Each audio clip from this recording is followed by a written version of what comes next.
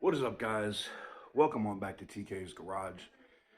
And it is the 4th of July, and I am hoping that all of you are having a great Independence Day.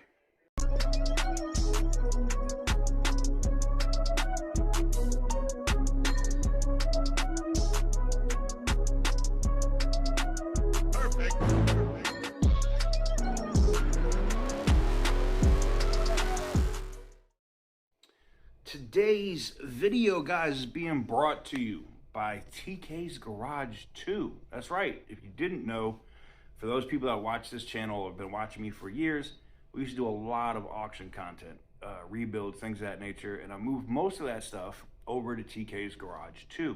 Link is in the description down below. You can go subscribe to the second channel, and I believe it's like a 45-minute nothing but Hellcat video, Hellcat Scat Pack Mopar video over there right now. I think I set that to publish on the 4th, but go check it out. Let me know what you guys think, and yeah, I'll see you guys over there on the second channel.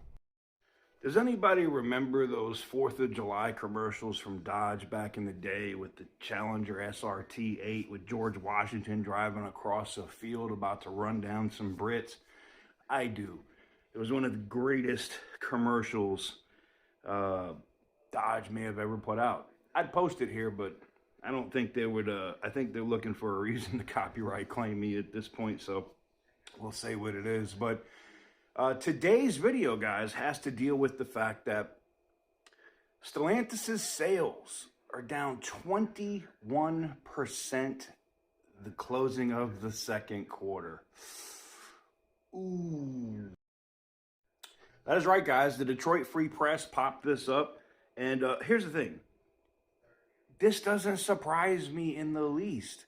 When you consistently kill the cash cow that you had in the Hemi. And when we look at, and this is what I want the board of directors to look at and the super investors that are invested into Stellantis to look at. When you look at the fact that you gave Carlos Tavares a $40 million bonus, you invested $200 million initially into a drone that can fly people around, okay? And then you invest another $50 million, $55 million.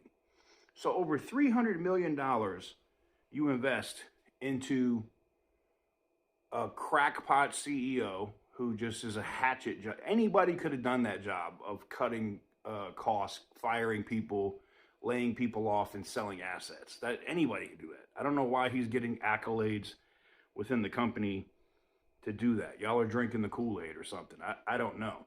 But when it comes to actually putting the work in to make actual profits, this guy ain't it. Sales down 21%. All your executives are retiring or quitting. They don't want to be part of the bullshit that's going on.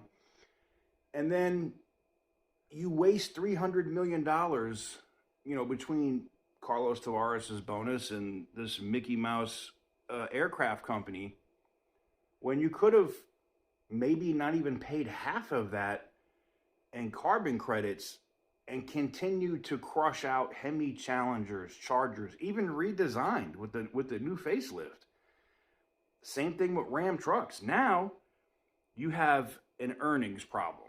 You're down 21% on sales this quarter, and you're having a massive issue with Jeep Wagoneers, Grand Wagoneers, Grand Cherokee L's, Ram 1500s with Hurricane engines, bad electronics, blowing thermostats, popping head gaskets, and guess where that money's coming from?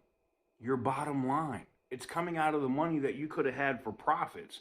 Had you had 5.7 Hemis, I'm not saying you had to keep the 6.4 around or the Hellcat engine, but if you kept the tried and true 5.7 Hemi around, you'd have been straight. You could have even done some e-torque crap to it. You could have even turned the 5.7 Hemi, delete the MDS, and turned it into a hybrid. You could have deleted the MDS, turned the 5.7 into a hybrid, met your CAFE standards, and paid for carbon credits without half of the money you've invested in bullshit and bonuses for your executives. nobody would have lost their jobs. The company would be more than profitable. It probably would still be in the top 3 of quality, in initial quality, not dead last, like we see with Dodge now. All of this leads back to one person, one individual that is pulling the strings and making the decisions at Stellantis. That's Carlos Tavares. You know, OC Motivated did a great video about the Emperor has no clothes. He's bucky ass naked on 5th Avenue right now. Buck ass naked. Ain't nobody trying to see that, bro. And now, I want to see you do your best Jack Welch, because you ain't got no other options, buddy. You're going to have to figure out how to squeeze blood from a stone. You're going to have to figure out how to get some juice out of this disaster that you have. And they're telling dealers now, oh, we're going to have all kind of incentives. Sorry, I didn't mean to go Bill Clinton on it. We're going to have all kind of incentives. I did not have relations with that woman. You know what I mean, though. It's about to get bad.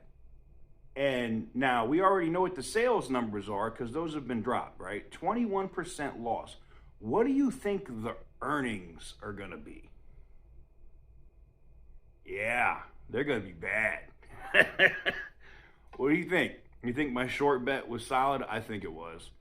I think we're going to be looking at a stock price that's well under 17, 16, somewhere around there, maybe less.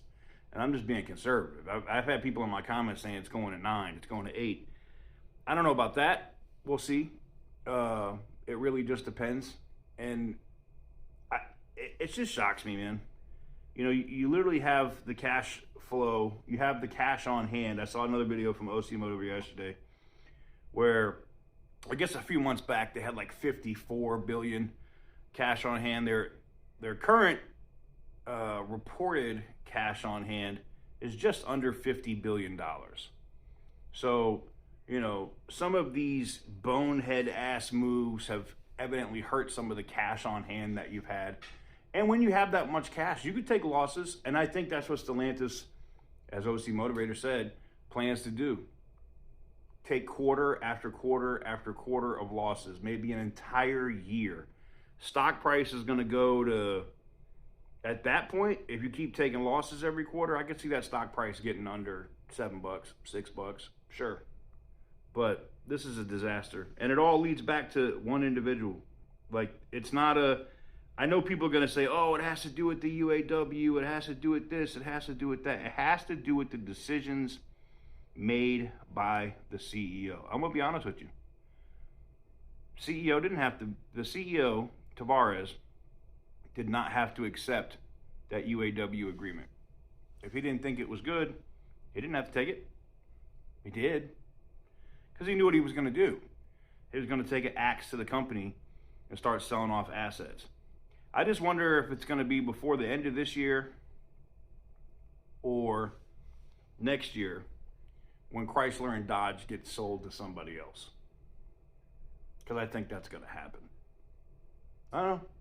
I've been wrong before. It wouldn't surprise me. But anyways, I'm going to enjoy the rest of my 4th. I hope you guys do as well. Go check out that Dodge commercial if you want to go get some nostalgia. Just type in George Washington Dodge Charger and it'll pop up for you. It's an awesome commercial. I wish Stellantis would let Dodge get back to that and not this Mickey Mouse Alfa Romeo crap that they're having a disaster of a problem with right now. But yeah, 0% for 84 months. That's insane. That means you can't sell them. I wouldn't buy one. I don't think the company's going to be around long to support its warranty. Just saying. Let me know what you guys think in the comment section down below. Give the video a big thumbs up if you like what I do. Hit the subscribe button if you haven't already. And as always, stay petty, my friends.